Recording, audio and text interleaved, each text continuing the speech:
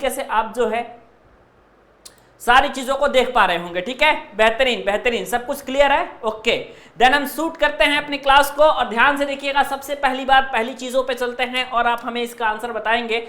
जल्दी से आंसर बताएंगे तो और भी मजा आएगा। क्वेश्चन ये है कि निम्नलिखित में से कौन सी गैस सबसे अधिक सक्रिय वायु प्रदूषक है। ये चीज आप याद रखो कि क्या चीज पूछा जा रहा है पेपर में। ठीक है, पेपर में आपसे ये पूछा जा रहा है क्या, सक्रिय वायु प्रदूषक। ओके, पेपर में आपसे ये चीज पूछा जा रहा है कि सक्रिय वायु प्रदूषक कौन सा है। सक्रिय वायु प्रदूषक मतलब सबसे ज्यादा वायु को प्रदूषित कौन करता है। आप ऑप्शन पे देख लो क्या क्या चीजें हैं।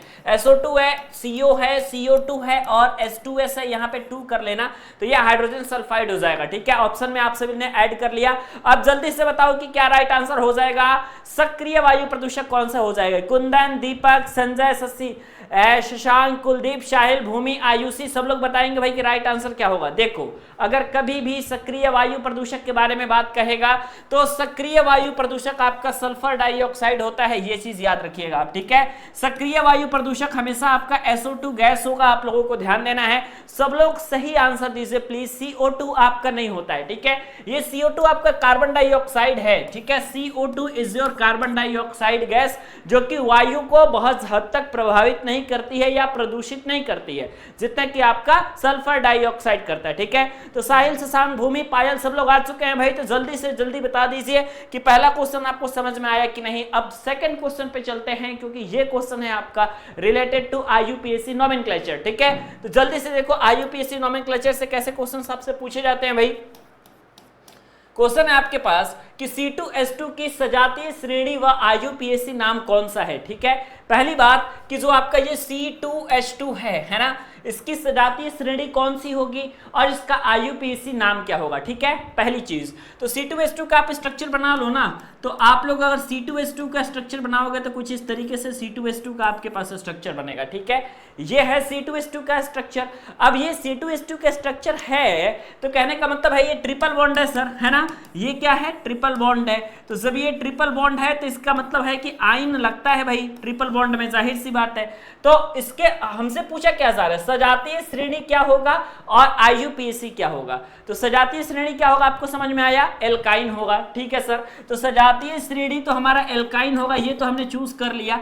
और IUPAC नेम इसका क्या हो जाएगा, तो C2H2 है, 2 कार्बन है, तो 2 कार्बन के हम यूज करते हैं एथ। ठीक है, तो एथ हमने यूज कर लिया और ट्रिपल बॉन्ड है तो हमने आइन यूज कर लिया, तो एथाइन आपके पास हो गया। तो एक आपके पास तो एल्काइन हो गया और सेकंड आपके पास हो गया एथाइन। ठीक है, 2 चीज। तो एल्काइन और एथाइन कहां है भाई, तो एल्काइन तथा एथाइन आपके पास ऑप्शन नंबर बी में दिख रहा है। बताओ फटाफट, दिख रहा है कि नहीं दिख रहा है। ठीक है, सबको दिखा कि नहीं दिखा, बिल्कुल। देखो, जो लोग ए देख रहे हैं ना वो थोड़ा सा कंफ्यूज है, एकदम हल्का सा कंफ्यूज है। जो लोग ऑप्शन नंबर 1 को सही मान रहे हैं। ठीक है, कैसे, ध्यान से देखो। आप लोग के IUPAC नाम और सजातीय श्रेणी देखो, ए वाले ऑप्शन में एल्काइन तो है, ठीक है, ये तो यहां तक तो सही है। लेकिन ये एथेन दिया हुआ है। एथेन मतलब होता है बेटा carbon to carbon single bond, लेकिन यहाँ पे सिंगल बॉन्ड का तो कोई कंसेप्ट आता ही नहीं है। यहाँ पर तो सीधे तौर पे आपको दिख रहा है कि यहाँ पे कार्बन कार्बन के साथ बेटा ट्रिपल बॉन्ड के साथ जुड़ा हुआ है। तो बस that is your right answer, कोई समस्या नहीं है। नेक्स्ट क्वेश्चन पे चलते हैं। अगला क्वेश्चन देखिए, अगला क्वेश्चन ये है कि जब सोडियम एसीटेट सोडा लाइम के साथ अभिक्रिया करती है तो क्या बनता है। ठीक है, सोडियम एसीटेट है जिसका नाम आपका होता है CH3COONA। ठीक है, ये है बेटा आपके पास सोडियम एसीटेट और इसने जो है सोडा लाइम के साथ अभिक्रिया कर लिया। सोडा लाइम मतलब होता है आपका NaOH। अब आपको बताना है कि रिएक्शन के फलस्वरूप क्या बनेगा, कौन सा प्रोडक्ट आपका बनेगा, बस ये बताना है। ठीक है, जल्दी से बताओ, मेथेनॉल बनेगा, एथाइन बनेगा, एथेन बनेगा या मेथेन बनेगा। जल्दी से कमेंट में बताओ, जल्दी से, सब लोग बताएंगे भाई, है ना। जितने लोग हैं उतने लोग बताएंगे कि क्या राइट आंसर आएगा। ठीक है, जल्दी से। आप में से डी बहुत ज्यादा बता रहे हैं, कौन है भाई, डी बता रहा है मंगेश। डी कौन कौन बता रहा है, मनीषा, मंगेश, ब्यूटी कुमारी, आयुषी, दीपक, पायल कुमारी और कौन, रणधीर, दीपक, शशांक, प्रजापति, रेलवे, सब लोग जो है मैक्सिमम लोग ये बता रहे हैं कि सर हमारा मेथेन तो बनेगा ही, लेकिन मेथेन के साथ साथ हमारे पास और भी चीजें बनेंगी। ठीक है, तो पहले बताओ मेथेन कितने लोग चाहते हैं कि बने। एक तो आपके पास बनता है मेथेन, CH3 जो है इस हाइड्रोजन को लेकर के बना लेता है CH4, मेथेन तो बनता है, लेकिन इसके अलावा बनता है Na और यहाँ पे भी एक Na है तो Na2CO3 आपका बनता है जिसका नाम है सोडियम कार्बोनेट, और यह है आपके पास मेथेन। ठीक है, तो पहली बात हम तो मेन आंसर देखेंगे, हम तो 4 ऑप्शन में मिलाएंगे, हमें पूरे से क्या मतलब है, तो आप पूरे से मतलब नहीं है तो बस मेथेन देख लो आप, कहाँ है मेथेन, आप कहोगे सर जी यहाँ पे है मेथेन, हमने देख लिया, बस हो गया काम। CH4 option number D. ठीक है, एथाइन नहीं होगा भाई, जो कहा जा रहा है वही राइट आंसर होगा। ठीक है, अगली चीज, अगला ही है पांडरी टेक्निकल का ऐप है बेटा, सब लोग पांडरी टेक्निकल के एप्लीकेशन को जरूर डाउनलोड करोगे। आगे बढ़ते हैं, एथिलीन, देखो क्वेश्चन क्या है, देखो बहुत प्रीसियस क्वेश्चन है ये सारे के सारे, पॉलिटेक्निक में एकदम 100% पूछे जाने वाले क्वेश्चन, एकदम मतलब मान के चलो कि क्वेश्चन आएगा ही आएगा आपका। क्वेश्चन ये है कि एथिलीन जब पोटेशियम पर मैंगनेट के तनु क्षारीय विलयन के साथ अभिक्रिया करती है तो क्या बनता है। ठीक है, एथिलीन जब पोटेशियम पर मैंगनेट, जिसका पोटेशियम पर मैंगनेट का नाम होता है आपके पास KMnO4, तो जब ये पोटेशियम पर मैंगनेट के तनु क्षारीय विलयन के साथ अभिक्रिया करती है तो क्या बनता है। आपके पास ऑप्शन है कि ए वाला ऑप्शन की एसिटिक एसिड बनता है, ऑप्शन बी कह रहा है कि एथिलीन ग्लाइकोल बनता है, ऑप्शन नंबर सी कह रहा है कि यहाँ पे ग्लिसरॉल बन जाता है सर, और ऑप्शन नंबर डी कह रहा है कि ऑक्जेलिक एसिड बनता है। अब आप बताओ कि क्वेश्चन क्या राइट आंसर होगा। ठीक है, क्या है भाई क्वेश्चन में कि जब एथिलीन पोटेशियम पर मैंगनेट के तनु विलयन के साथ अभिक्रिया करती है तो क्या बनता है। जल्दी से आप लोग जो है ये राइट आंसर हमें बताओगे। ठीक है, क्या बनता है भाई, एथिलीन ग्लाइकोल बनता है, और ये अभिक्रिया किसकी उपस्थिति में होती है, KMnO4 की उपस्थिति में होती है, तो आपका बनता है बेटा एथिलीन ग्लाइकोल। ठीक है, याद रख लीजिएगा, जब एथिलीन, जब पोटेशियम पर मैंगनेट का ये नाम होता है, कई बार पूछा जाता है। ठीक है, KMnO4 में Mn की ऑक्सीकरण संख्या पूछी जाती है आपसे। ठीक है, ये पूछा जाता है कि KMnO4 में Mn की ऑक्सीकरण संख्या होगी, Mn की ऑक्सीकरण संख्या होगी, आपसे ये चीज पूछा जाता है, और आप लोग जो है क्वेश्चन में बताते हो कि इसका ऑक्सीकरण संख्या क्या होगी। ठीक है, जल्दी से बताओ, अगर किसी को मालूम है तो बता दो। फिलहाल इसका राइट आंसर एथिलीन ग्लाइकोल होगा, जो कि आप लोग ऑप्शन नंबर बी की तरफ लेके चल रहे हो। ठीक है, ओके। रणधीर मनीष और रणधीर मंगेश, साधना दुबे, ठीक है, और शशांक, सोना बाबू, बिट्टू कुमार, जितने लोग हैं सब लोग राइट आंसर देंगे भाई, है ना। सभी लोगों से राइट आंसर हमें चाहिए बहुत जल्दी। ठीक है, KMnO4 में आप लोगों से मैं पूछ रहा हूं क्या, Mn की ऑक्सीकरण संख्या, देखो पोटेशियम की ऑक्सीकरण संख्या +1, ऑक्सीजन की ऑक्सीकरण संख्या -2, इसी बिहाफ पे आपको Mn की ऑक्सीकरण संख्या निकालना है। मान लो कि Mn की ऑक्सीकरण संख्या x होगी, तो 1 प्लस में x प्लस में 4 इंटू में -2 = 0, तो 1 प्लस में x माइनस में 8 = 0, तो x = 8 - 1, x = प्लस में 7 आपके पास राइट आंसर आ गया। इसका मतलब है कि जो बच्चे यहाँ देख रहे हैं उन्हें क्या निकालने आता है, उन्हें निकालने आता है साहब ऑक्सीकरण संख्या। इसका मतलब है कि चाहे कोई भी ऑक्सीकरण संख्या पूछेगा आप जरूर बता दोगे, कोई दिक्कत ऑक्सीकरण संख्या एटलीस्ट निकालने में आप सभी को नहीं होगी। क्यों बच्चों, बात सही है ना, एकदम नहीं होनी चाहिए।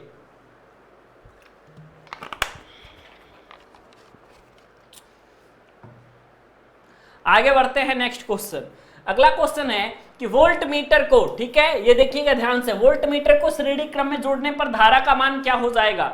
आप लोगों को मालूम है ना, वोल्ट मीटर के बारे में आपको मालूम होना चाहिए, एमीटर के बारे में आपको मालूम होना चाहिए, गैल्वेनोमीटर के बारे में आपको मालूम होना चाहिए। ये क्वेश्चन पूछा जाता है। ठीक है, तो मान लो कि आपके पास कोई वोल्ट मीटर है। ठीक है, तो वोल्ट मीटर करता क्या है भाई, कमेंट सेक्शन में बताओ तो फटाफट, वोल्ट मीटर क्या करता है आप ये बताओगे कमेंट सेक्शन में कि सर वोल्ट मीटर जो है हमारा ये सीधे तौर पे मेजर करता है वोल्टेज को। ठीक है, यानी वोल्ट मीटर वोल्टेज को मापता है, आप ऐसे लिख सकते हो। ठीक है, नेक्स्ट में अगर आपसे कोई अन्य इलेक्ट्रॉनिक में इक्विपमेंट पूछ लिया जाए, जैसे एमीटर पूछ लिया जाए, ये क्या होता है आपका, धारा मापता है। ठीक है, धारा मापता है, यानी करंट को क्या करता है, मेजर करने का काम करता है। अगर इसी वोल्ट मीटर का कनेक्शन के बारे में अगर बात करोगे आप, तो आपको मालूम चलेगा कि वोल्ट मीटर का कनेक्शन होता कहां कैसे है। तो वोल्ट मीटर का जो कनेक्शन है साहब, ये पैरेलल होता है, समांतर क्रम में होता है। ठीक है, लेकिन अगर आपने इसको सीरीज में लगा दिया तो धारा का मान सीधे तौर पे क्या हो जाएगा, शून्य हो जाएगा। Option number B is your right answer, B is your right answer. ठीक है, बहुत बढ़िया, वेरी गुड। सबका बी ऑप्शन आ रहा है, हाँ जी आ रहा है सर बी ऑप्शन, है ना, सबका बी ऑप्शन आना चाहिए क्योंकि बी ऑप्शन ही आपका क्या होगा, राइट आंसर हो जाएगा। ठीक है, तो बी ऑप्शन पे आप लोग टिक लगा लीजिए और टिक लगाने के साथ साथ जो है अगले क्वेश्चन की तरफ बढ़िए। ठीक है, अगला क्वेश्चन क्या है आपके पास कि 30 मोल 30 मोल क्या प्राप्त करना है, ऑक्सीजन प्राप्त करने के लिए कितने मोल KClO2 की आवश्यकता होगी। ठीक है, 30 मोल अगर आप ऑक्सीजन प्राप्त करना चाहते हैं तो उसके लिए कितने आपके पास KClO2 की आवश्यकता होगी। ठीक है, जैसे कि ऑप्शन नंबर ए कह रहा है कि 40 आवश्यकता होगी, बी कह रहा है 30 आवश्यकता होगी, सी कह रहा है 20 आवश्यकता होगी, डी कह रहा है आपके पास 10 आवश्यकता होगी। ठीक है, राइट आंसर बताओ कि कितनी आवश्यकता होगी आपको। क्या करना चाहते हैं आप सर, तो आप चाहते हैं कि 30 मोल हमें क्या प्राप्त हो जाए, ऑक्सीजन प्राप्त हो जाए। ठीक है, जल्दी से बताओ इसका राइट आंसर क्या हो जाएगा, जल्दी से फटाफट कमेंट सेक्शन में।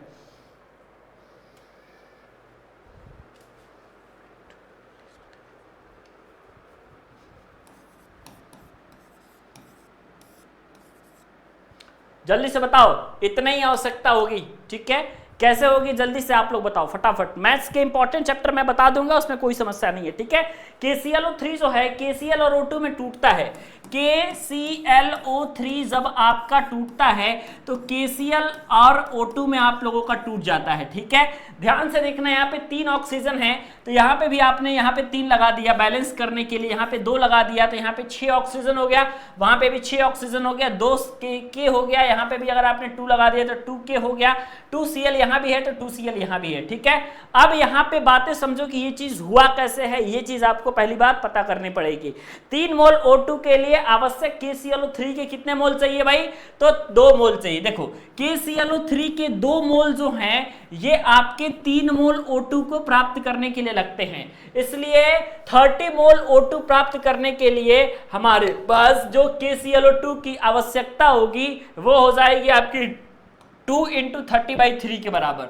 3 से काटोगे 3 दहा में 30, 10 दूना में 20। ठीक है, आपको जो है 20 राइट आंसर आ जाएगा, जो कि आप लोग ऑप्शन नंबर सी आपका राइट आंसर यहां से होगा। ठीक है, याद करना है आपको कि KClO3 जो है आपका ये टूटता है तो बना लेता है KCl पोटेशियम क्लोराइड और इसके साथ साथ आपका ऑक्सीजन भी रिलीज होता है। ठीक है, तो एक तो आपका हो गया पोटेशियम क्लोराइड और अगला आपके पास हो गया दोस्तों ऑक्सीजन। ठीक है, अगला क्वेश्चन, नेक्स्ट क्वेश्चन क्या कह रहा है साहब, नेक्स्ट क्वेश्चन ये कह रहा है कि जब NaCl को, ठीक है, क्वेश्चन है आपके पास, जब NaCl को मतलब जब नमक को आप K2Cr2O7 यानी पोटेशियम डाइक्रोमेट और सांद्र गंधक के अम्ल, गंधक का अम्ल किसे कहा जाता है, आप लोग फटाफट बताओ कमेंट में, H2SO4। ठीक है, अब आपके पास ऑप्शन है कि जब NaCl K2Cr2O7 पोटेशियम डाइक्रोमेट और सांद्र गंधक के अम्ल के साथ इसको अगर हम गर्म करते हैं तो क्या बनता है, आपके पास ऑप्शन कह रहा है क्रोमिल क्लोराइड वाष्प बनता है, ऑप्शन बी कह रहा है क्लोरीन गैस बनती है, ऑप्शन सी कह रहा है कि क्रोमिक एसिड बनता है और ऑप्शन नंबर डी कह रहा है कि क्रोमिक सल्फेट बनता है। जल्दी से बताओ तो क्या बनता है फटाफट। जब NaCl K2Cr2O7 के सांद्र गंधक अम्ल के साथ अभिक्रिया करती है तो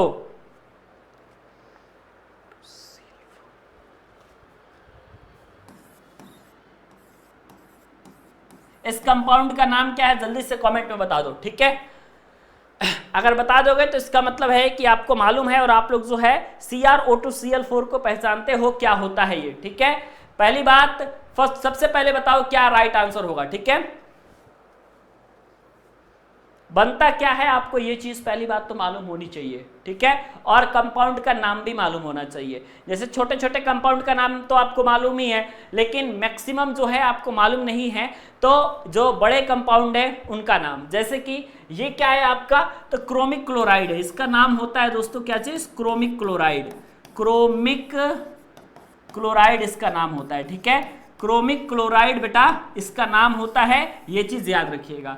और जब भी आपका NaCl पोटेशियम डाइक्रोमेट के साथ सांद्र गंधक के अम्ल के साथ इसको जो मतलब क्या किया जाता है, गर्म किया जाता है, तो आपके पास जो राइट आंसर निकल के आ जाएगा क्रोमिक क्लोराइड निकल के आ जाएगा कि क्रोमिक क्लोराइड का वाष्प आपके साथ बनता है। अगले क्वेश्चन पे चलते हैं, नेक्स्ट क्वेश्चन देखते हैं क्या है आपका।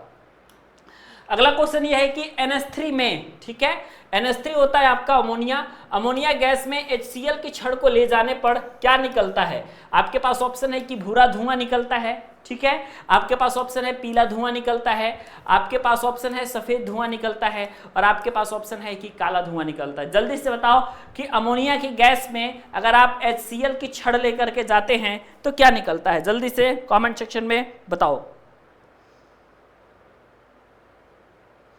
NH3 HCl के साथ रिएक्शन करती है तो क्या बनता है? बस सिंपल से यही बताना है आपको। NH3 HCl के साथ रिएक्शन करती है तो सफेद धुआं जो बनता है वो किसका बनता है? बस आपको इतना बता देना है, ठीक है। सफेद धुआं तो बनेगा, ठीक है, लेकिन वो कंपाउंड कौन सा होगा जिसका सफेद धुआं बनेगा?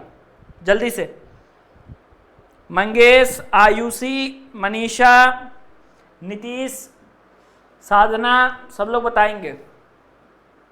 NH3 HCl के साथ रिएक्शन हो रहा है तो बन क्या रहा है? देखो NH3 जब भी HCl के साथ अभिक्रिया करती है तो सफ़ेद धुआं तो निकलता है, ठीक है, क्लियर है। लेकिन जब ये सफ़ेद धुआं निकलेगा ना तो ये होगा आपका NH4Cl अमोनियम क्लोराइड का, ठीक है। कैसे सर? तो ये एक नाइट्रोजन है, ठीक है, ये 3 हाइड्रोजन इस हाइड्रोजन के साथ रिएक्शन कर लिया तो बन गया NH4, और ये आपके पास Cl ऑलरेडी है तो NH4Cl हो गया, ठीक है। और अमोनियम क्लोराइड इसका नाम होता है, ये तो आप लोग जानते ही हैं, तो अमोनियम क्लोराइड भी इसको आप कह सकते हैं। तो अमोनियम क्लोराइड का सफेद धुआं आपका निकलता है। तो जो धुआं निकलता है ये बेटा सफेद कलर का होता है। Option number C is the right answer, ठीक है। आप लोग गलत आंसर दे रहे हो लेकिन सी वाला आंसर आप सभी का बिल्कुल सही होगा, ठीक है। ओके ओके जी। गोलू कुमार के आईडी से आए हैं न्यू स्टूडेंट प्रियांशु, है ना, लिखा तो है गोलू कुमार लेकिन इनका नाम है प्रियांशु, ठीक है। तो चलिए, जितने नए स्टूडेंट है भाई सब लोग चैनल को सब्सक्राइब कर लीजिएगा और पॉलिटेक्निक की बेहतरीन तैयारी कंटिन्यू कीजिएगा, ठीक है, क्योंकि भैया पॉलिटेक्निक की तैयारी करना आप सभी के लिए बहुत ज़्यादा ज़रूरी है, ठीक है। अगर आपको वाकई में पॉलिटेक्निक कोर्स करना है तब, ठीक है, नहीं तो अगर आप अलग अलग कोर्सेज में जाएंगे तो बहुत सारी चीज़ें निकल के आती है, बहुत सारे कोर्सेज हैं, लेकिन स्पेशली अगर आप पॉलिटेक्निक को टारगेट कर रहे हो अपने 10th के बाद, अपने इंटर के बाद, तो फिर मान के चलो कि ओके है, ठीक है, तैयारी शानदार रहनी चाहिए आपकी। एक विद्युत उपकरण का निर्धारण जो है आप सभी का, मान लो कि कोई बल्ब, मतलब मान लो कि कोई प्रेस है या फिर कुछ भी है, ठीक है, बल्ब भी मान लो सिंपल कोई बहुत बड़ा बल्ब है और ये बल्ब जो है इस पे रेटिंग लिखी गई है कि ये आपका 880 वाट का है साहब, ठीक है, छोटा मोटा बल्ब नहीं है, ये आपका 880 वाट का है और ये 220 वोल्ट का है, ठीक है। लेकिन जब इसे हम 110 वोल्ट विद्युत प्रदाय से जोड़ते हैं तो इसकी शक्ति कितनी हो जाएगी आपको बताना है, ठीक है। शक्ति इसकी कितनी हो जाएगी? ऑप्शन ए है आपका 440 वाट, ऑप्शन बी है 220 वाट, ऑप्शन सी है 880 वाट और ऑप्शन सी है कि इसकी शक्ति जो है 110 वाट निकल के आ जाएगी। जल्दी से बताओ शक्ति कितनी होगी इसकी, ठीक है। क्वेश्चन पहले ध्यान से पढ़ोगे तो आपको आंसर भी समझ में आ जाएगा, ठीक है। शक्ति कितनी व्यय करेगा?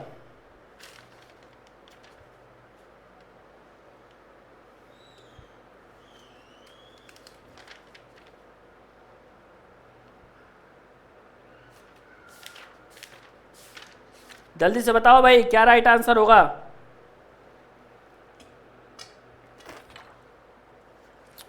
पी पहले निकालो तो इसका रेजिस्टेंस निकाल लो, है ना। P is equal to V square by R से आप पहले इसका रेजिस्टेंस निकाल सकते हो। तो resistance is equal to V square by P हो जाएगा। क्यों भाई?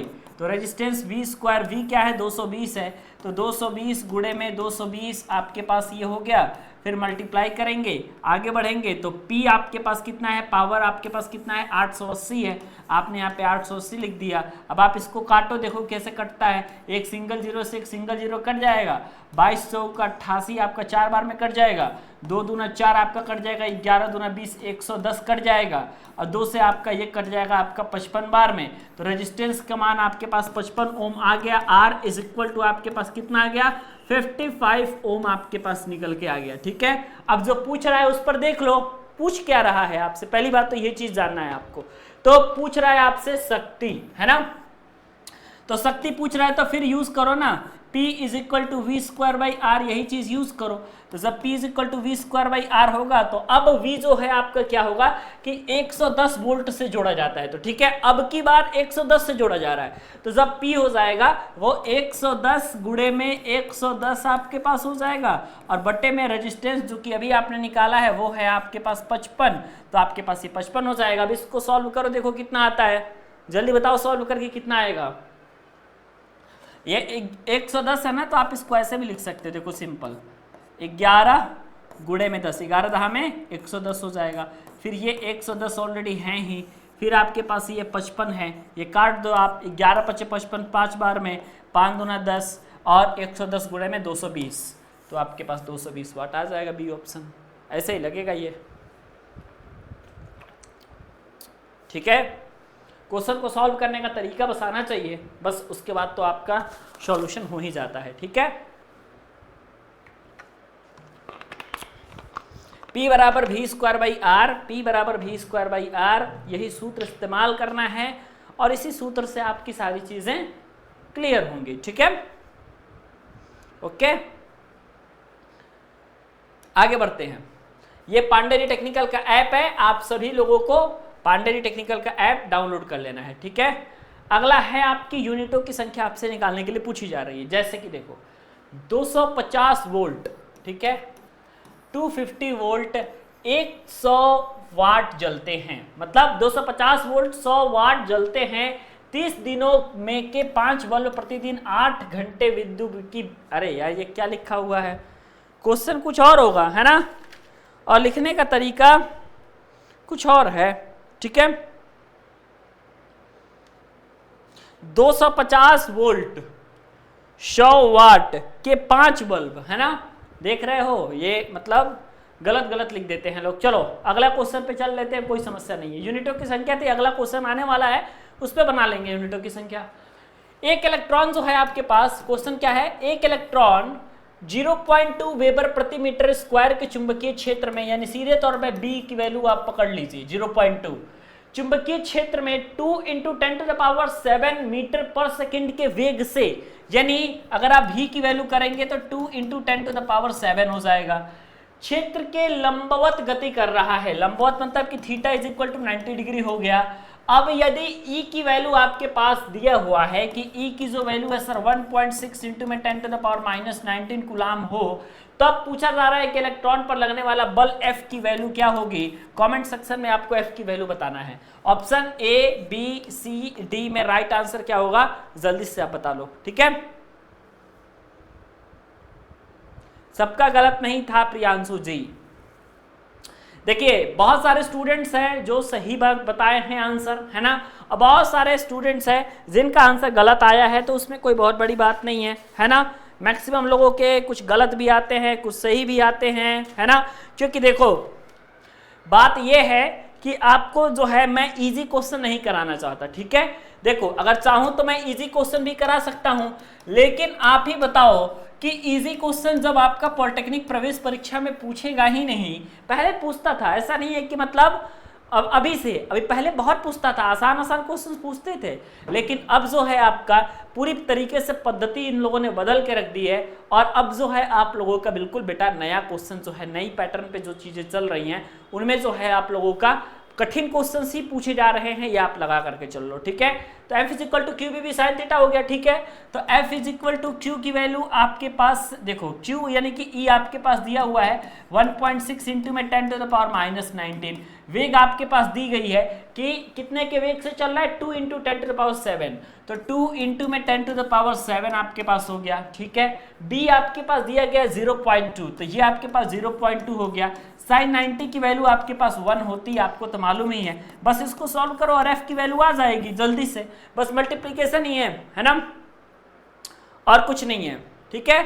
मैं देख लेता हूं एक बार इसका आंसर क्या आ रहा है, बस मल्टीप्लाई कर देना है और कुछ नहीं है। F बराबर QBB यानी कि 1.6 इंटू 10⁻19 गुणे में 2 गुणे 10 के घाते 7 गुणे में 0.2 गुणे में 1 और ये आपके पास हो जाएगा 64 गुणे में 10 के घाते -14। तो इसकी जो वैल्यू आ जाएगी F is equal to 64 into में 10⁻14 और ये आ जाएगी न्यूटन में, है ना, क्योंकि बल क्या होता है आपका यूनिट न्यूटन होता है। ठीक है, ओके ओके। तो F is equal to QBB sine theta, ये वाला सूत्र सबको याद रखना है। ठीक है, सबके पास F बराबर QBB साइन थीटा का सूत्र जरूर याद होना चाहिए।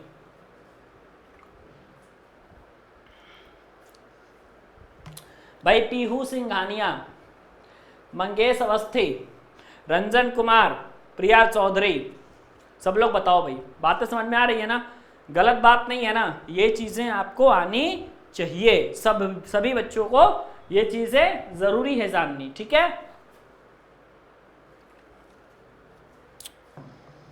नेक्स्ट बात करते हैं अगले क्वेश्चन की तरफ। ठीक है, नेक्स्ट क्वेश्चन क्या है ध्यान से देखना, ये पांडे जी टेक्निकल का ऐप है बेटा। ठीक है, आसान क्वेश्चन मत पढ़िए, लेकिन पांडे जी टेक्निकल पे जितना पढ़ाया जा रहा है आप लोग जरूर पढ़िएगा, क्योंकि पांडे जी टेक्निकल पे आप लोगों की क्लासेस बहुत शानदार तरीके से चलती है और आराम से जो है आप अपनी क्लासेस को एंजॉय कर सकते हो। ठीक है, Pandey ji technical app install जरूर करना है।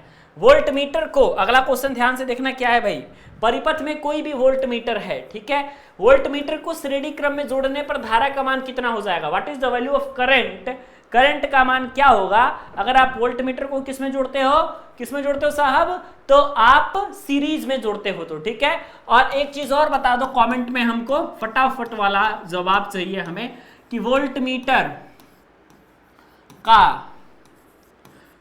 मीटर का आंतरिक प्रतिरोध, ठीक है, वोल्ट मीटर का आंतरिक प्रतिरोध होता है, आंतरिक प्रतिरोध मतलब होता है आपका इंटरनल रेजिस्टेंस। ठीक है, और इंटरनल रेजिस्टेंस पीहू बताएंगी कि क्या होता है, किस चीज का, वोल्ट मीटर का। ए ऑप्शन कह रहा है कि 0 होता है सर, बी ऑप्शन कह रहा है कि आपका इन्फिनिटी होता है, ऑप्शन नंबर सी कहेगा 1.6 होता है, ऑप्शन नंबर डी कहेगा 100 होता है। ठीक है, जल्दी से बताओ कि वोल्ट मीटर का आंतरिक प्रतिरोध कितना होता है। ठीक है, सब लोग सही आंसर देंगे भाई फटाफट। जितने लोगों ने सही आंसर नहीं दिया है प्लीज आप सभी स्टूडेंट सही उत्तर जरूर दीजिएगा। ठीक है,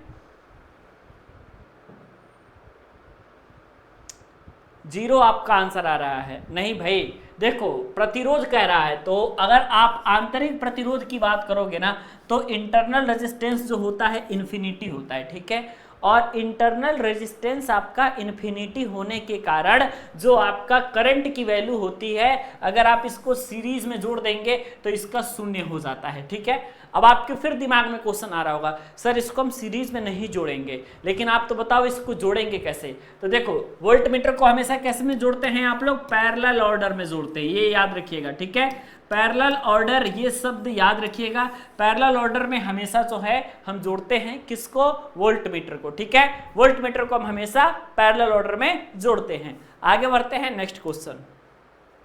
30 मोल O2 प्राप्त करने के लिए KClO3 की कितनी आवश्यकता है, तो हो चुका आपका। ठीक है, नेक्स्ट क्वेश्चन, निम्न में डिटर्जेंट है, ठीक है, डिटर्जेंट इनमें से कौन सा है आप लोग फटाफट बताइएगा। जैसे कि यहाँ पे है टेफ्लॉन, उसके बाद है बेकेलाइट, उसके बाद है ट्राई नाइट्रोबेंजीन, उसके बाद है आपका सोडियम लॉरिल सल्फेट, इनमें डिटर्जेंट कौन सा है आप लोगों को बताना है। ठीक है, सोप एंड डिटर्जेंट ये चीज आप लोग पढ़ते होगे। ठीक है, सोप एंड डिटर्जेंट ये चीज आप लोग पढ़ते होगे, पढ़ते हो ना, साबुन तथा अपमार्जक, तो आपका अपमार्जक कौन सा हो जाएगा जल्दी से बताओ। सोप एंड डिटर्जेंट पढ़ते हो तो उसमें अपमार्जक क्या होता है,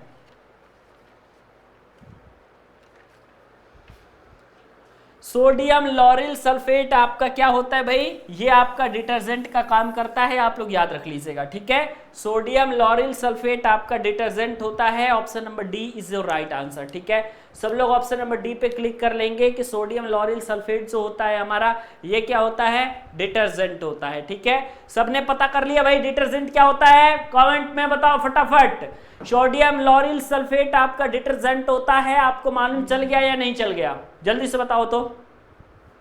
मालूम आपको चलना ही चाहिए सोडियम लॉरिल सल्फेट के बारे में। अगले क्वेश्चन पे चलते हैं। C4H6 आणविक सूत्र वाले यौगिक में क्या होता है, फटाफट बताना है। ठीक है, सभी एकल बंध से जुड़े होते हैं या त्रिबंध तथा एक द्विबंध होता है, या एक द्विबंध होता है, या एक त्रिबंध या दो द्विबंध होते हैं। ठीक है, आपके पास सब कुछ दे दिया गया है, लेकिन बस आपको सिंपल क्या करना है, C4H6 है, C4H6, तो अब इसमें जो है नॉर्मली आपको क्या करना है, बॉन्ड को चुनना है। जल्दी से बताओ।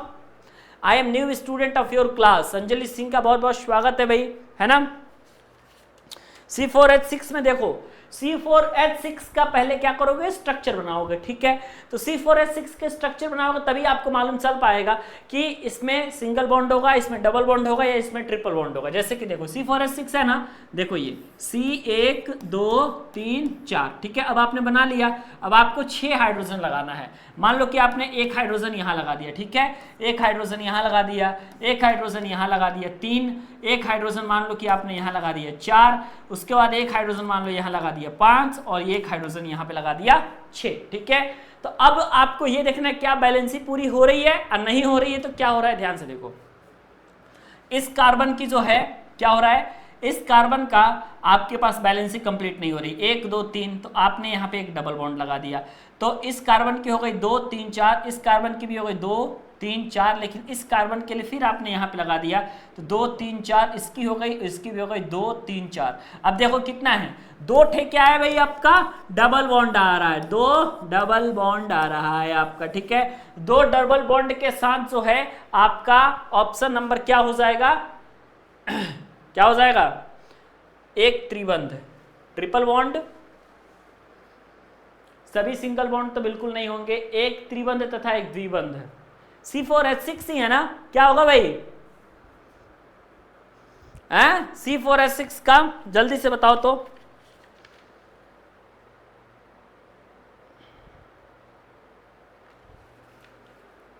एक त्रिबंध तथा 2 द्विबंध है ना, 2 3 4, एक कार्बन जो है आपका 2 तो डबल बॉन्ड आ जाएंगे तो हो जा रहा है यार, C4 1 2 3 4, तो एक के बाद 2 3 4, इस कार्बन का 2 3 4, इस कार्बन का 2 3 4, इस कार्बन का 2 3 4, बस हो गया, डबल बॉन्ड आपका आएगा, है ना।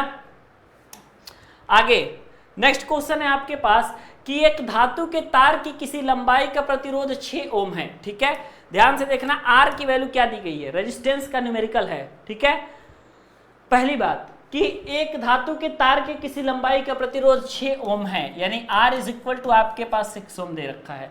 यदि उसी धातु की दोगुनी लंबाई, ठीक है, उसी धातु की लंबाई जो है आपकी दोगुनी कर दी जाए तथा त्रिज्या पहले से आधी कर दी जाए, तो तार का नया प्रतिरोध क्या हो जाएगा। ठीक है, लंबाई ये कितना कह रहे हैं करने के लिए साहब, तो लंबाई कह रहे हैं कि आपकी धातु की लंबाई जो है आपकी दोगुनी कर दी जाए, और अगर आप त्रिज्या के बारे में लोगे, रेडियस कितना कर दिया जाए, तो पहले से आधा कर दिया जाए। ठीक है, अब आपको बताना है कि प्रतिरोध कितना हो जाएगा, 6 18 8 और 48, 4 ऑप्शन है, जल्दी से बताओ कि क्या राइट आंसर हो जाएगा। ठीक है, जल्दी से।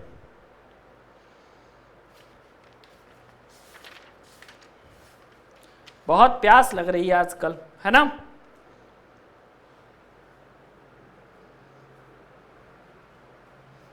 प्यास बहुत ज्यादा लग रही है। ठीक है, रो बराबर resistance into area of conductor upon length से ये सवाल लगेगा। ठीक है, और लंबाई को 2 कर दीजिएगा और आप लोग त्रिज्या को आधी करके एरिया निकाल लीजिएगा, तो आपके पास जो है राइट आंसर 48 ओम आ जाएगा। ठीक है, एरिया निकालने के लिए कुछ ज्यादा करना नहीं पड़ेगा, और एरिया आप सर्किल, ये तो आपका सर्किल ही होता है, अगर त्रिज्या r दी गई है तो आप एरिया निकाल सकते हैं किससे, पाई r स्क्वायर से। ठीक है, अगले क्वेश्चन की तरफ चलते हैं। एक बैटरी का आंतरिक प्रतिरोध आपके पास क्या है, 1.5 ओम है। आंतरिक प्रतिरोध को हमेशा आप स्मॉल r से लिखिएगा, ठीक है। जब उसे कोई धारा नहीं ली जाती है तो उसकी प्लेटों के बीच 6 वोल्ट का विभवांतर होता है। जब इससे कोई धारा नहीं ली जा रही है तो प्लेटों के बीच भाई 6 वोल्ट का विभवांतर है। फिर एक बाह्य प्रतिरोध से जोड़ने पर प्लेटों के बीच विभवांतर 4 वोल्ट रह जाता है, ठीक है। यानी कि अब जो है विभवांतर आपके पास 4 वोल्ट हो गया। तो आपको बताना है कि ये जो बाह्य प्रतिरोध जुड़ा हुआ है जिसकी वैल्यू कैपिटल R है, जिसको जोड़ने पर प्लेटों के बीच विभवांतर कम हो गया, तो इसकी वैल्यू कितना होगा जल्दी से बता दो, ठीक है। ओके, बता सकते हो कि नहीं बता सकते हो, जल्दी से बताओ, ठीक है।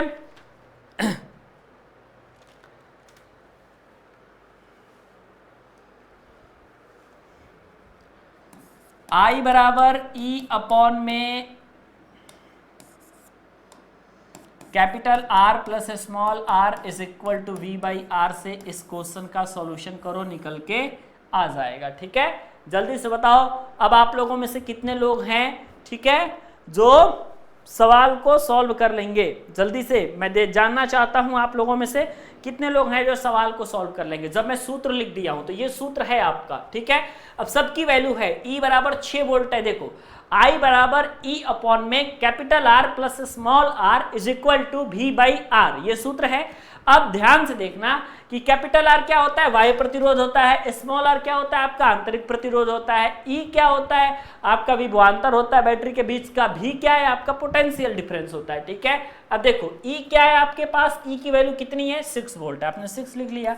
फिर बटे में कैपिटल R, तो आपने कैपिटल R लिख लिया। स्मॉल r आपके पास 1.5 दिया हुआ है, इज इक्वल टू V आपके पास 4 वोल्ट हो गया। फिर कैपिटल R है तो कैपिटल R हो गया। बस इसको आप सॉल्व कर सकते हो, कोई ज्यादा कठिन कैलकुलेशन नहीं है आपका, ठीक है। जैसे देखो क्रॉस मल्टीप्लाई करो तो 6r हो जाएगा आपके पास, 6 इंटू आर 6r हो जाएगा, इज इक्वल टू 4 इंटू में r प्लस में 1.5 हो जाएगा। तो आपके पास ये हो जाएगा 6r is equal to 4r plus में 1.5 इंटू 4, ठीक है। अब आप इसमें r की वैल्यू निकाल सकते हैं, ये r इधर चला जाएगा तो 6r minus 4r is equal to 1.5 गुना 4 क्या हो जाएगा, 1.5 गुना आपका हो जाएगा 3, ठीक है। हाँ आपके पास ये हो जाएगा 1.5 दुना 3 हो जाएगा, और फिर 3 3 6 हो जाएगा। 6 में से 4 गया, 2r हो जाएगा, 2r इज इक्वल टू 6 हो जाएगा, r इज इक्वल टू 6 बटे में 2 हो जाएगा, 2 3 6 हो जाएगा, 3 ओम आपके पास निकल के आ जाएगा। आ रहा है 3 ओम, 3 ओम आ रहा है कि नहीं, जल्दी बताओ। अरे भैया 3 ओम आएगा, 3 ओम ही आपका राइट आंसर आएगा, ठीक है। तरीका आपके पास सामने है, तो ये चीज याद रखना है भाई, है ना।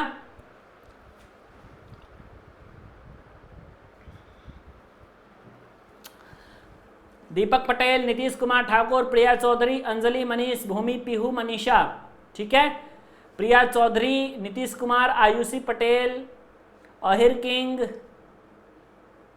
जल्दी से बताओ। मंगेश अवस्थे, सबका आंसर आ रहा है ना। तो जब मैं सवाल बना देता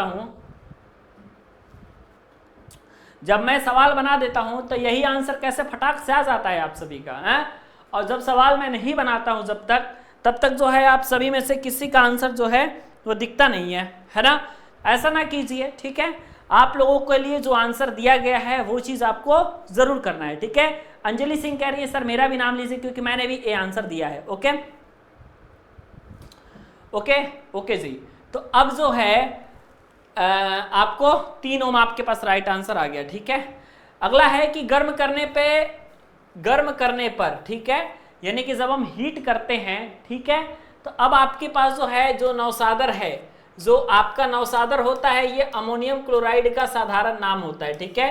तो नौसादर जो है आपका गर्म करने पर, यानी कि जब ये हीट होता है तब आपका अमोनियम क्लोराइड जो होता है आपका, ये किस में विघटित हो जाता है, जल्दी से बताइए, ठीक है। बिल्कुल भावेश को बना देंगे, कहाँ है भावेश को सामने लाओ, है ना। प्रैक्टिस करिए सारी चीजों को, ठीक है। और देखिए मैं आपको बता रहा हूं, प्लीज प्रैक्टिस को मत छोड़िएगा, ठीक है।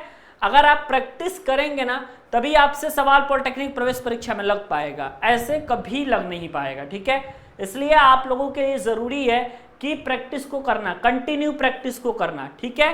तो देखो NH4Cl अमोनियम क्लोराइड जो है आप लोगों का, ये गर्म करने पर विघटित हो जाता है NH3+ में HCl में। तो ये चीज याद रखना है, HCl आपका एक प्रकार का हाइड्रोक्लोरिक एसिड होता है, NH3 आप लोगों का राइट आंसर हो जाता है, ये अमोनिया हो जाता है, NH4Cl आपका अमोनियम क्लोराइड हो जाता है, जिसको हम साधारण नाम में क्या कहते हैं, नौशादर कहते हैं, ठीक है।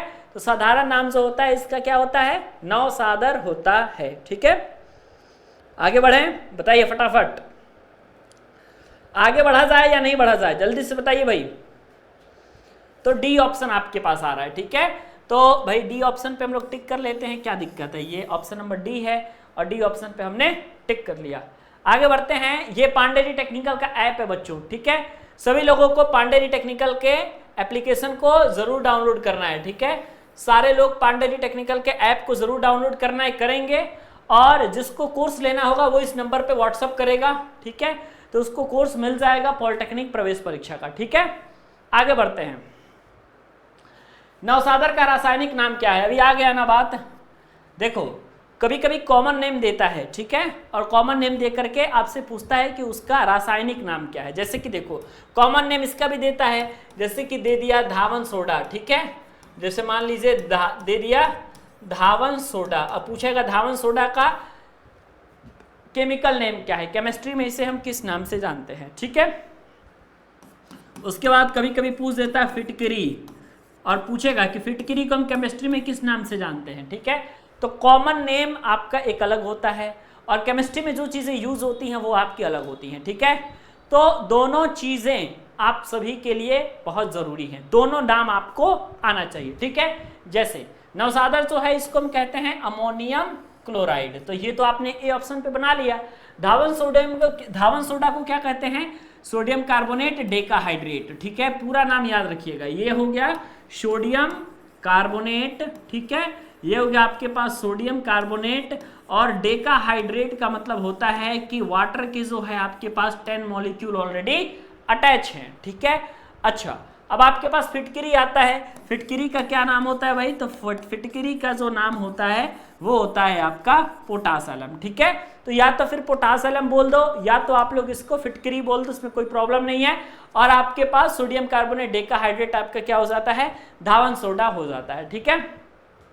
आगे बढ़ते हैं, नेक्स्ट क्वेश्चन, आग बुझाने के लिए प्रयोग में लाया जाने वाला, आग बुझाने के लिए प्रयोग में लाया जाने वाला रासायनिक यौगिक कौन सा है, मतलब ऐसा कौन सा आपके पास केमिकल कंपाउंड है जिसको हम आग बुझाने के लिए प्रयोग में ले सकते हैं। जल्दी से बताओ क्या राइट आंसर हो जाएगा, सोडियम कार्बोनेट Na2CO3, या फिर आपके पास HCl हो जाएगा, या फिर आपके पास NaCl हो जाएगा, या फिर आपके पास CaCl2 हो जाएगा।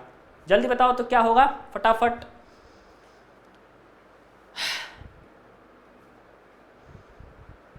देखिए यहाँ पे कुमारी श्रीलंका भी आ चुकी है, नीतीश, अहिर किंग, आयुषी, शिवम पाल जी, सब लोग जो आ चुके हैं भाई।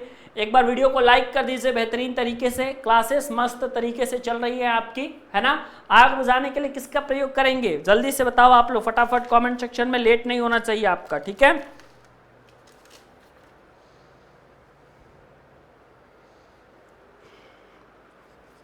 देखो पहली बात, आप लोग आग बुझाने के लिए HCl का तो यूज करोगे नहीं, NaCl का तो यूज करोगे नहीं, ठीक है। तो आप लोग जो है आग बुझाने के लिए Na2CO3 का यूज करते हो, option number A is your right answer, ठीक है। अच्छा, अब आपके पास अगला क्वेश्चन है, अगला क्वेश्चन क्या है भाई कि पेयजल को जीवाणु रहित बनाने के लिए निम्न में से किसका प्रयोग करते हैं, ठीक है। जो हमारा पीने वाला पानी होता है, ओके, जो हमारे पास पीने वाला पानी होता है, अगर आप इस पीने वाले पानी को शुद्ध करना चाहते हैं, ठीक है। और पीने वाले पानी को शुद्ध क्यों करेंगे आप, तो पीने वाले पानी को शुद्ध इसलिए करेंगे क्योंकि आपके लिए बहुत जरूरी होता है, ठीक है। तो जल्दी से बताओ कि अगर आपके पास कोई पीने वाला पानी है और उसे आप ठीक करना चाहते हो, शुद्ध करना चाहते हो, तो उसके लिए आप क्या यूज करोगे, ठीक है। आपके पास ऑप्शन में है CaCl2 कैल्शियम क्लोराइड, ठीक है। CaCl2 क्या होता है आपके पास सर, CaCl2 कैल्शियम क्लोराइड होता है, ठीक है। उसके बाद Cu2Cl2 है आपके पास, CaOCl2 है आपके पास, NaCl है आपके पास। तो पेयजल को जीवाणु रहित बनाने के लिए यूज किसका करोगे, जल्दी से बताओ किसका यूज करोगे। Good evening all of you, है ना। शानदार तैयारी पांडे जी टेक्निकल पे चल रही है, एप्लीकेशन पे भी और हर जगह आप आराम से तैयारी कर सकते हो मस्त तरीके से। तो बेहतरीन तरीके से अपनी क्लासेस को अटेंड कीजिए और उसके बाद अपनी तैयारी को बेहतर बनाइए, ठीक है।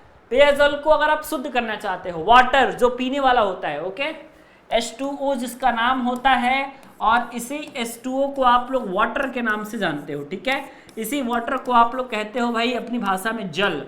और जल को अगर आप शुद्ध करना चाहते हो, ठीक है, जल को अगर आप ठीक करना चाहते हो, शुद्ध करना चाहते हो, तो उसके लिए आपके लिए सबसे ज्यादा जरूरी क्या चीज होती है? तो CaOCl2 होती है, ठीक है। CaOCl2 आपके पास क्या होती है? CaOCl2 को आप कैल्शियम ऑक्सीक्लोराइड कहते हो, और कैल्शियम ऑक्सीक्लोराइड CaOCl2 जो होता है आपके लिए बहुत जरूरी होता है, और इसी से आप जल को शुद्ध करते हो। अगला क्वेश्चन ये है, जल्दी से बताओ फटाफट।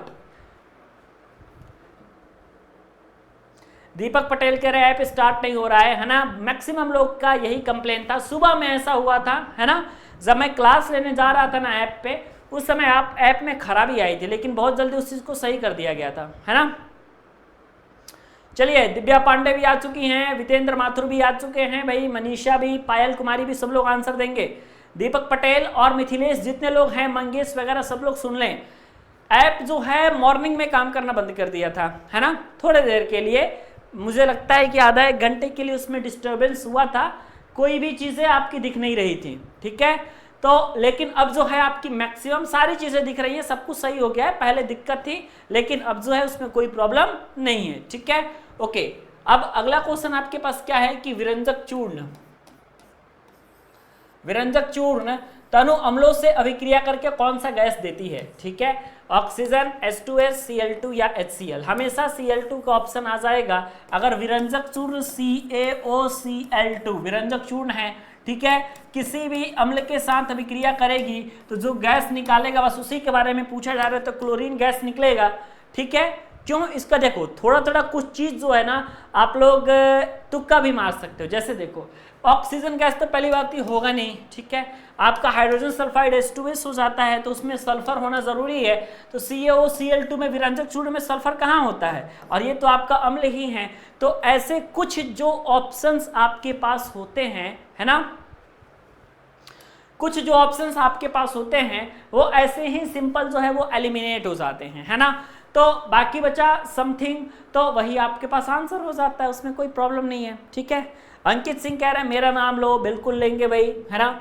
संतोष का भी नाम लेंगे, अंकित का भी नाम लेंगे, और कौन है, इंजीनियर नीतीश, निशांत मौर्य का भी नाम लेंगे, सबका नाम लिया जाएगा। लेकिन हाँ ये है कि थोड़ा सा सही आंसर दीजिए ताकि और भी मजा आए, ठीक है। अगर आपकी तैयारी बेहतर है, सच में अगर आप पढ़ते हैं तो उत्तर आपका आएगा, उसमें कोई प्रॉब्लम नहीं है, आंसर्स तो आप लाओगे अगर आप सही में पढ़ते हो तो, और नहीं पढ़ते हो सिर्फ अगर आप टाइम पास करते हो तो फिर प्रॉब्लम है, ठीक है। अगला है आपके पास नेक्स्ट क्वेश्चन, देखिएगा क्या है।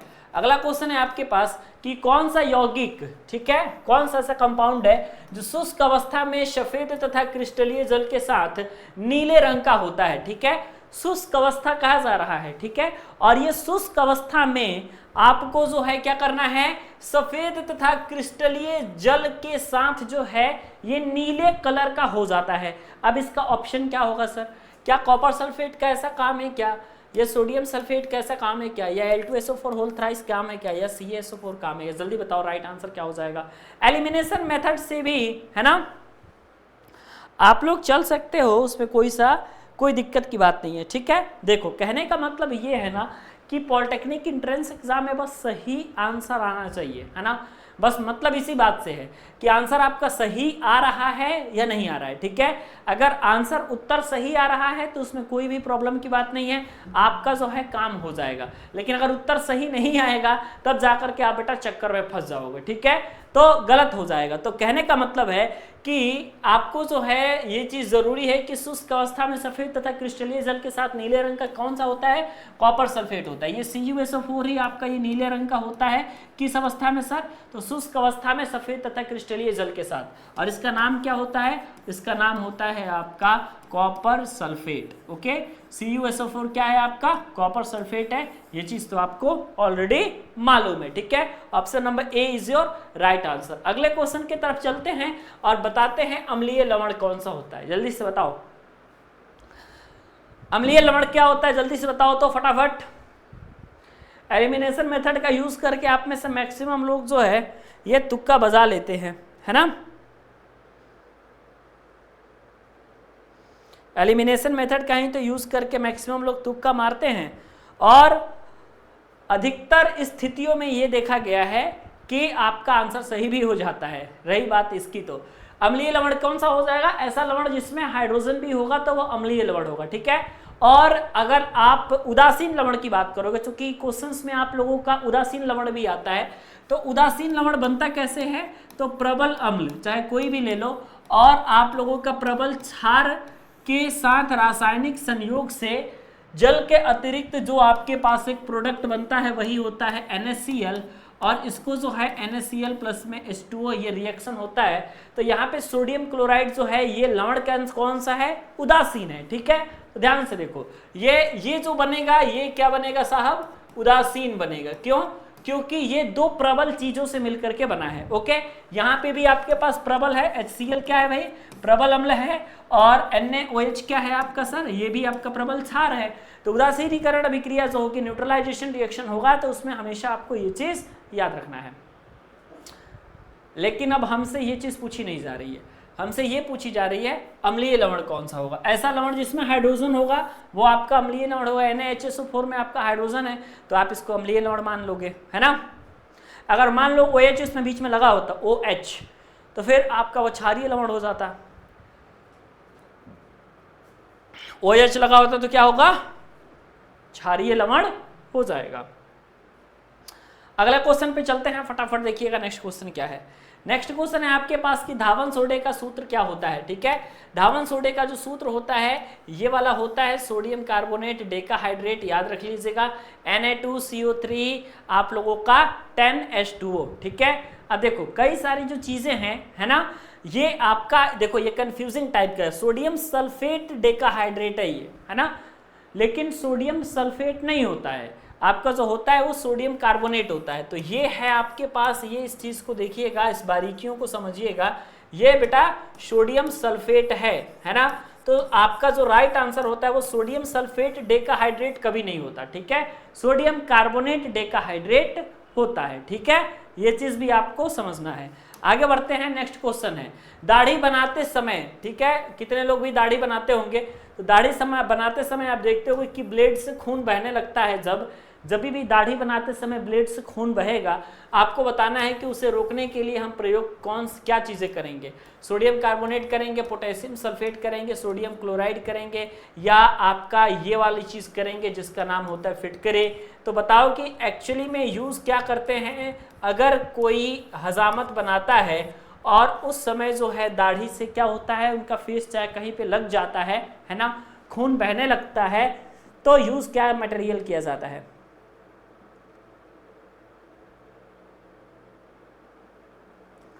डी आप लोग कह रहे हो, मतलब पोटास एलम का यूज करते हैं, आपके कहने का मतलब ये है ना। किसका यूज करते हैं? आप कहोगे सर हम कुछ ज्यादा यूज नहीं करते, सिर्फ इस मटेरियल को लाइए जिसका नाम है फिटकरी, और आपका काम जो है वो हो जाता है। यानी ऑप्शन नंबर डी आपका राइट आंसर बन जाता है। अगला क्वेश्चन की तरफ चलेंगे, नेक्स्ट क्वेश्चन। अगला क्वेश्चन आपके पास ये है कि नीले थोथे के एक अणु में क्रिस्टलन जल के अणुओं की संख्या क्या होगी, ठीक है। नीले थोथे का आप लोगों के पास ये सूत्र निकल के आता है, ध्यान से देख लीजिएगा, ठीक है। ये है आपके पास नीले थोथे का सूत्र। अब इस सूत्र को देख करके बताइए कि इसमें जो है जल के अणु कितने हैं, ठीक है। जल्दी से बताइए, कौन कौन बताएगा भाई, फटाफट बताओ, कितने लोग बताएंगे इस चीज को?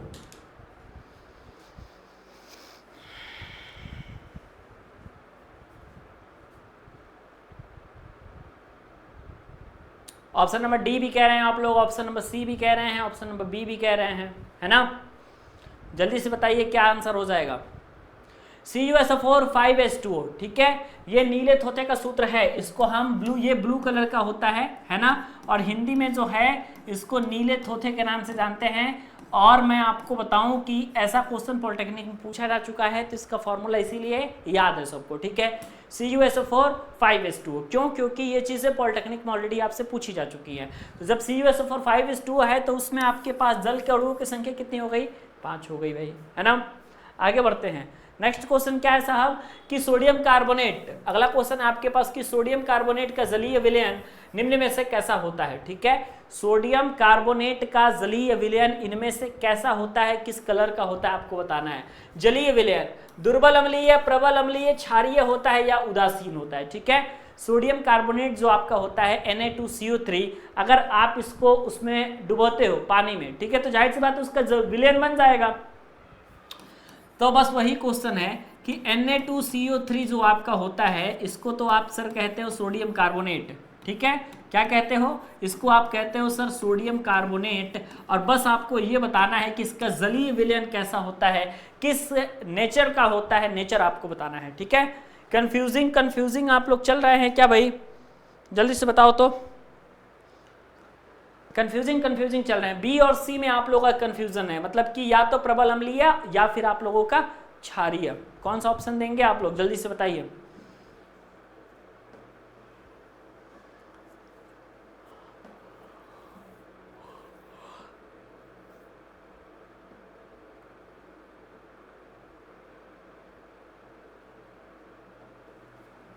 देखो जो आप लोगों का सोडियम कार्बोनेट जो होता है Na2CO3, इसके अगर आप जलीय विलयन की बात करोगे तो इसका जो जलीय विलयन होता है वो क्षारीय प्रकृति का होता है, ठीक है। यानी कि सोडियम कार्बोनेट का जो जलीय विलयन होता है वो किस प्रॉपर्टी का होता है आपका? तो ये बेसिक नेचर को शो करता है, बेसिक प्रॉपर्टी को शो करता है, मतलब बेसिक प्रॉपर्टी को ये प्रदर्शित करने का काम करता है। ये चीज आपको याद रखना है। नेक्स्ट क्वेश्चन चलते हैं आप सभी के पास। अगला क्वेश्चन है कि बुझे हुए चूने पर, ठीक है, बुझे हुए चूने पर अगर आप क्लोरीन गैस प्रवाहित करेंगे तो प्राप्त क्या हो जाएगा, ठीक है। बुझे हुए चूने पर अगर आप क्लोरीन गैस प्रवाहित करेंगे तो आपके पास क्या प्राप्त होगा, जल्दी से बताइएगा कि क्या नौसादर प्राप्त हो जाएगा, खड़िया प्राप्त हो जाएगा, विरंजक चूर्ण प्राप्त होगा, या फिर आपको चूना ही मिलेगा बुझे हुए चूने पर अगर आप क्लोरीन गैस प्रवाहित करेंगे तब, ठीक है, बताइए।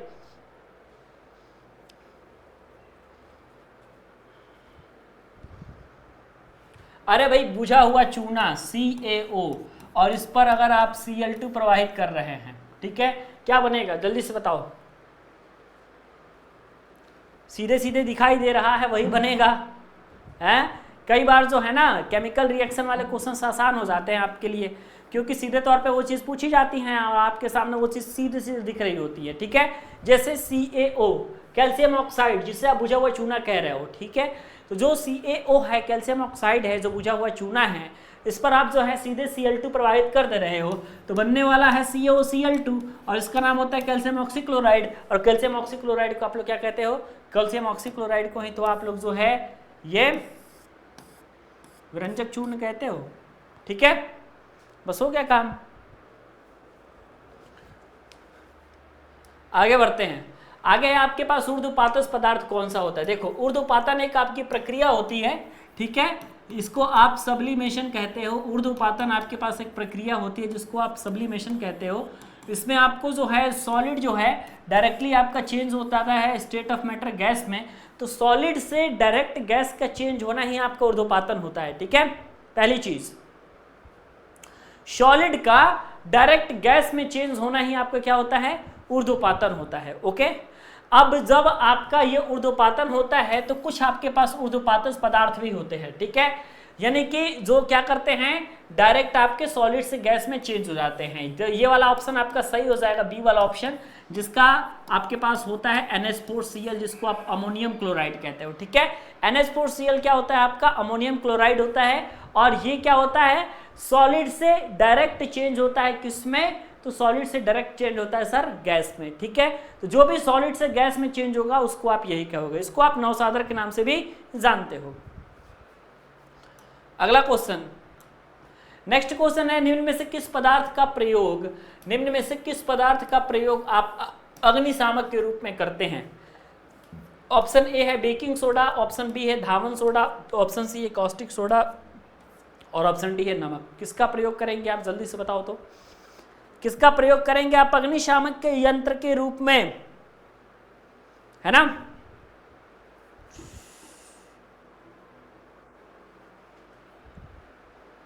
आर्यन प्रकाशन में ये 14 नंबर क्वेश्चन है आपका, कौन से चैप्टर का, महत्वपूर्ण लवण का, है ना? और इस 14 नंबर क्वेश्चन का ऑप्शन क्या देता है, ए देता है ना? तो 14 नंबर क्वेश्चन का ए ऑप्शन है बेकिंग सोडा, ठीक है, अरिहंत वाले किताब में है।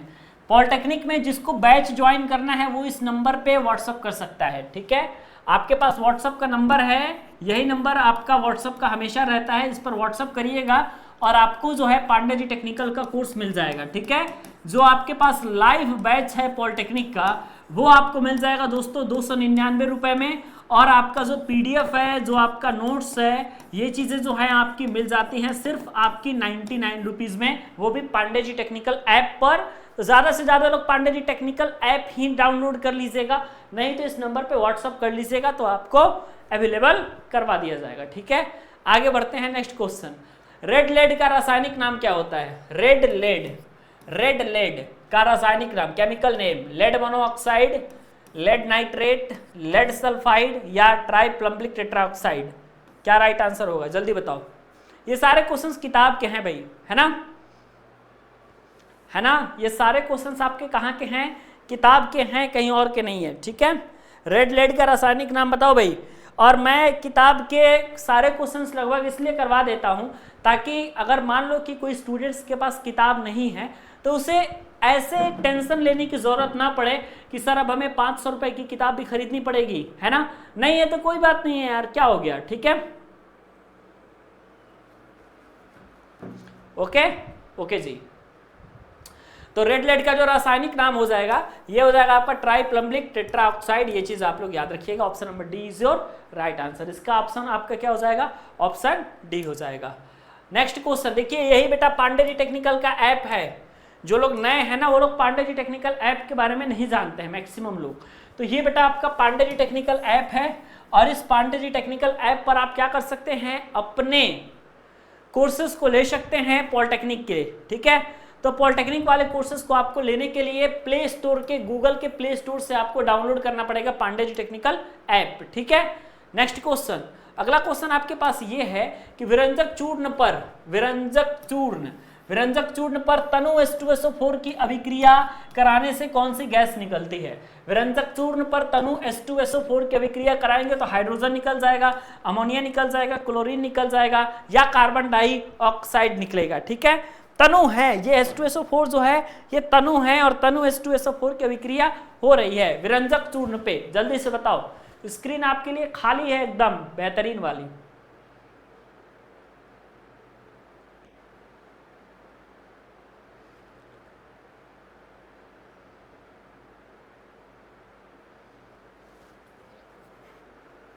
तो विरंजक चूर्ण पर कभी भी आप तनु H2SO4 की अभिक्रिया कराएंगे तो क्लोरीन गैस निकलेगी। सी ऑप्शन आ रहा है ना? सी वाला ऑप्शन आ रहा है कि नहीं? सी वाला ऑप्शन बिल्कुल आएगा।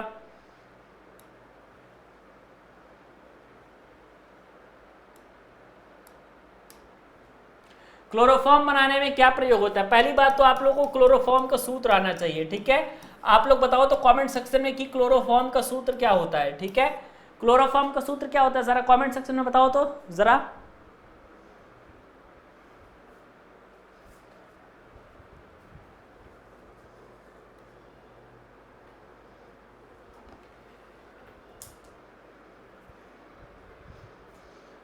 पिछले क्वेश्चन पे आप लोग पूछ रहे हो बहुत ज्यादा, है ना? तो मैं देख लेता हूं।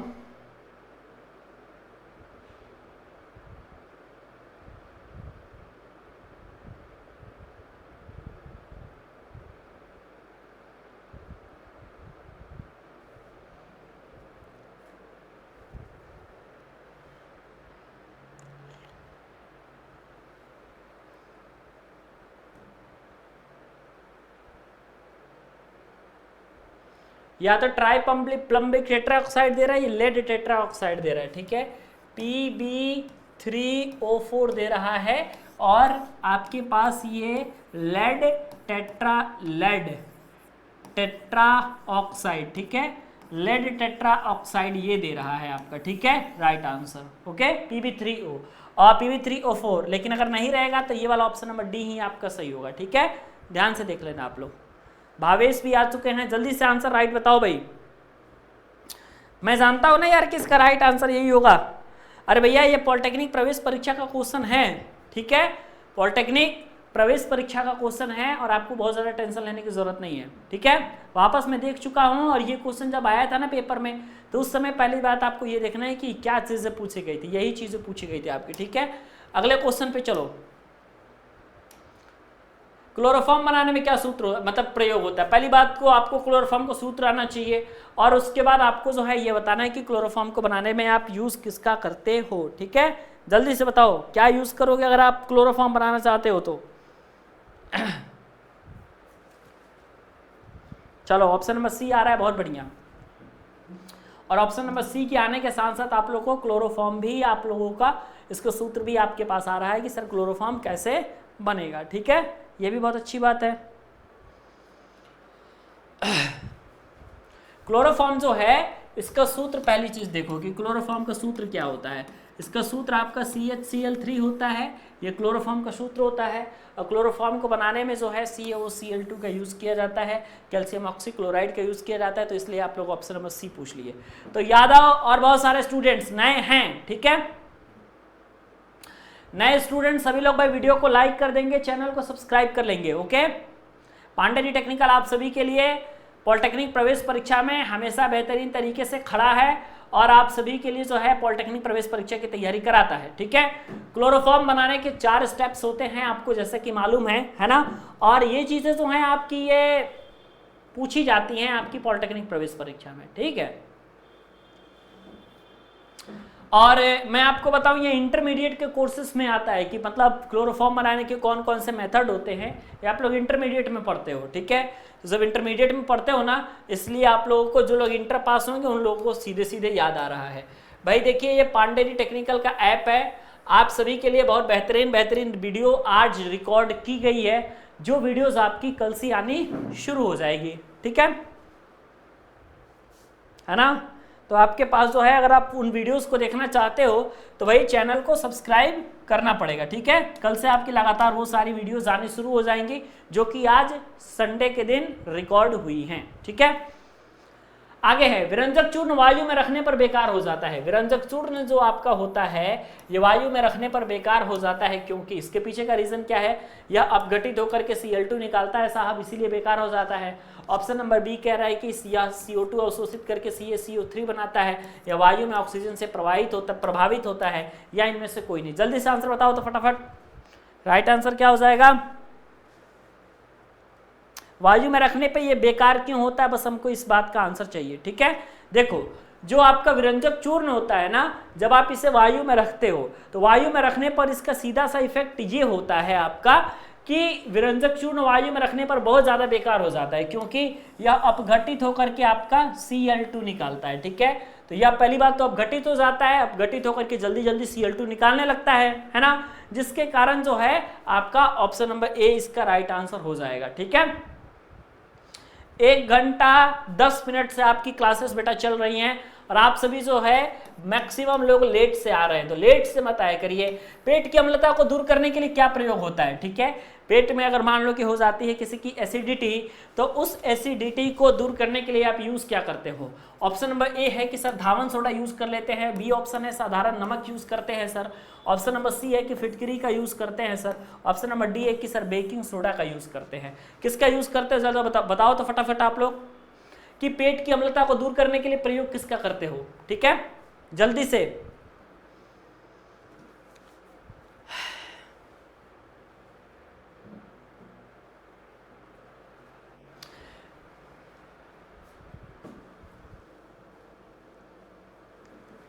पेट की अम्लता को दूर करने के लिए सीधे तौर पे स्टूडेंट्स कह रहे हैं कि सर पेट की अम्लता को दूर करने के लिए हम जो है सबसे अधिक प्रयोग करते हैं अपने बेकिंग सोडा को, ठीक है। तो बस राइट आंसर हो जाएगा कि आप जो है बेकिंग सोडा का यूज करते हो, तो baking soda is right answer. तो आप लिख सकते हो सीधे तौर पे कि बेकिंग सोडा। ओके, तो आप कह सकते हो कि सर पेट की अम्लता को दूर करने के लिए हम बेकिंग सोडा का प्रयोग कर सकते हैं, उसमें कोई प्रॉब्लम नहीं है। अगला क्वेश्चन, दिया सलाई उद्योग में क्या प्रयोग किया जाता है? ऑप्शन ए कह रहा है कि सोरा, option b red lead, option number c soda और ऑप्शन नंबर डी चूना। किस इंडस्ट्री की बात कह रही है? दिया सलाई इंडस्ट्री की बात कह रहा है, जहां पे आप लोग का माचिस स्टिक्स बनते हैं, ठीक है, उसकी बात कह रहा है। खैर अब ये उद्योग जो है आपके बंद हो गए, है ना, बहुत कम आपके ऐसे उद्योग चल रहे हैं जो कि आपकी माचिस स्टिक्स का है, ठीक है। पहले चलते थे, अब तो इतनी ज़्यादा इंडस्ट्री में इतना ज़्यादा जो है आप लोग की अलग अलग प्रकार की इंडस्ट्रीज़ हो गई हैं जो कि जो है उससे भी तगड़ी वाली टेक्नोलॉजी विकसित कर ली हैं, ठीक है। अब तो लाइटर आ गया है, पेन में लाइटर आ गया है, गैस सिलेंडर में लाइटर यूज़ हो रहा है। तो अब जो है दिया सलाई माचिस स्टिक्स का प्रयोग जो है सिर्फ लिमिटेड जगह पे हो रहा है। अगरबत्ती वगैरह जलाने के लिए या फिर बहुत कम जगह पे आप कह सकते हो कि इसका आप यूज़ कर रहे हो, ठीक है। तो दिया सलाई उद्योग में आप रेड लेड यूज करते थे, PbO, ठीक है। तो अब जो है ये सारी चीजें बंद हो गई हैं। Okay okay sir. नेक्स्ट है आपके पास कि सूत का रंग साफ करने के लिए विशेषतः उपयोग में आने वाला यौगिक कौन सा है, ठीक है। सूत का रंग साफ करने के लिए विशेषतः प्रयोग में लाने वाले यौगिक का नाम बताएं। ऑप्शन कह रहा है साबुन है सर, ऑप्शन बी विरंजक चूर्ण है, ऑप्शन सी क्लोरीन है, ऑप्शन डी आपके पास सोडियम कार्बोनेट है, ठीक है। तो सूत का रंग साफ करने के लिए यूज किसका किया जाता है, जल्दी से बताओ तो आप लोग फटाफट, ठीक है। सूत का रंग साफ करने के लिए यूज किसका करोगे?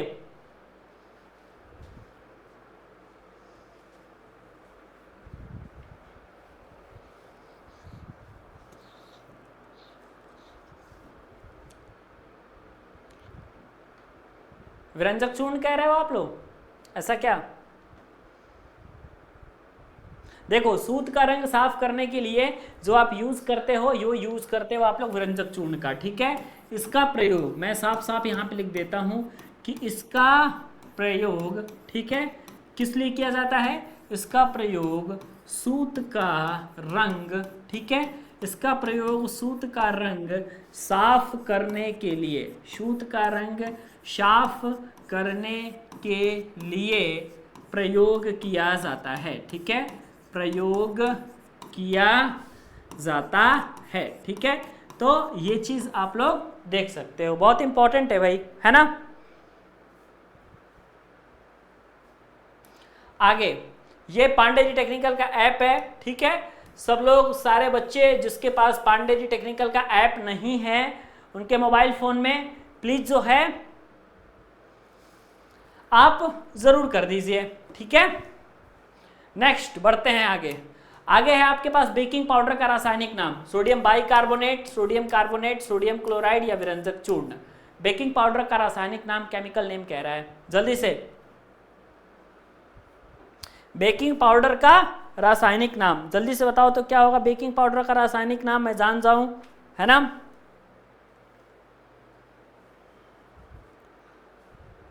क्या होगा भाई?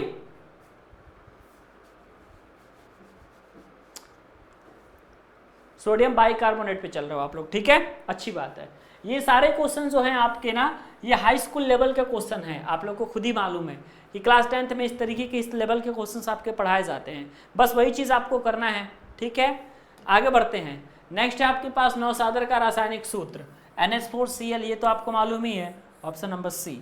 आगे बढ़ते हैं फिर हम, ठीक है। आगे बढ़ोगे, ये पांडे जी टेक्निकल का ऐप है। आगे बढ़ोगे, कार्बनिक अम्लों के लवणों को क्या कहा जाता है? कार्बनिक एसिड, ठीक है।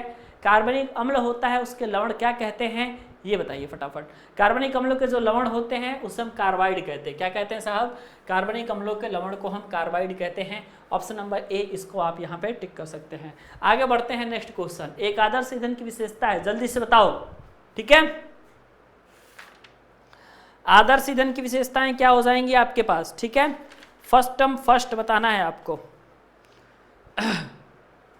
आदर्श ईंधन, ये सारी चीज़ें एज ए रिवाइज आप ले सकते हो, ठीक है, क्योंकि अगर आपकी ये चीज़ें पढ़ाई जा चुकी हैं थोड़ा बहुत, तो आपको जो है एज ए रिवीजन लेना है। सारी क्वेश्चंस आपके एनसीईआरटी पर आधारित है और रिहन पब्लिकेशन में आपको मिल जाएगा, ठीक है। और रिहन पब्लिकेशन में आप सभी को ये सारी चीज़ें मिल भी जाती हैं। एक आदर्श ईंधन की विशेषताएं क्या होती हैं साहब? आदर्श ईंधन की विशेषताएं यही होती है कि उनकी जो कैलोरीफिक वैल्यू होती है वो बहुत ज़्यादा उच्च होती है, ठीक है। और कैलोरीफिक वैल्यू के उच्च होने का क्या मतलब होता है? कैलोरीफिक वैल्यू के उच्च होने का मतलब ये होता है कि 1 ग्राम फ्यूल को जलाओगे तो सबसे अधिक जो है उसमें ऊष्मा निकलेगी, ठीक है। आगे बढ़ते हैं। ओके, द्वितीयक ईंधन का उदाहरण कौन सा होता है? द्वितीयक ईंधन मतलब होता है, आप लोगों से कभी कभी पॉलिटेक्निक में इसको आप सेकेंडरी फ्यूल कहते हैं, कभी कभी ये सेकेंडरी फ्यूल के नाम से जाना जाता है, कभी कभी ये द्वितीयक ईंधन के नाम से जाना जाता है, जिसका राइट आंसर आपका कोक होता है, ठीक है। आगे बढ़ते हैं। लकड़ी क्या होती है बताना है आपको। लकड़ी जो होती है, वुड जो होता है, सीधे तौर पे आप जान सकते हैं कि ये होता है आपका कार्बोहाइड्रेट का मिश्रण, ठीक है। क्या होता है साहब? कार्बोहाइड्रेट का मिश्रण होता है, ठीक है। ये चीज भी आपने देख लिया। अगले क्वेश्चन पे चलते हैं और ये आपका लास्ट क्वेश्चन था, ठीक है। 1 घंटे 20 मिनट की क्लास चली बेटा, और ये क्लास कैसी लगी आप हमें जरूर बताइएगा, ठीक है। और अपनी तैयारी आप पांडेय टेक्निकल के साथ करते रहिए, ठीक है। ओके, और मैं आपको ये बताना चाहता हूं कि आज 4-5 क्वेश्चन जो है, आप 4-5 वीडियो जो है आप सभी के लिए तैयार की गई है, ठीक है, जो पॉलिटेक्निक के क्लास से रिलेटेड है, पॉलिटेक्निक के कोर्स से रिलेटेड है। तो पॉलिटेक्निक के कोर्स से रिलेटेड वाला जो है सारी वीडियोस आप जरूर देखिएगा, और ये पांडेय टेक्निकल का चैनल जो है इसको जरूर सब्सक्राइब करिएगा, ताकि पांडेय टेक्निकल के चैनल पे आपको बेहतरीन चीज़ें और भी शानदार चीज़ें देखने को मिलती रहे।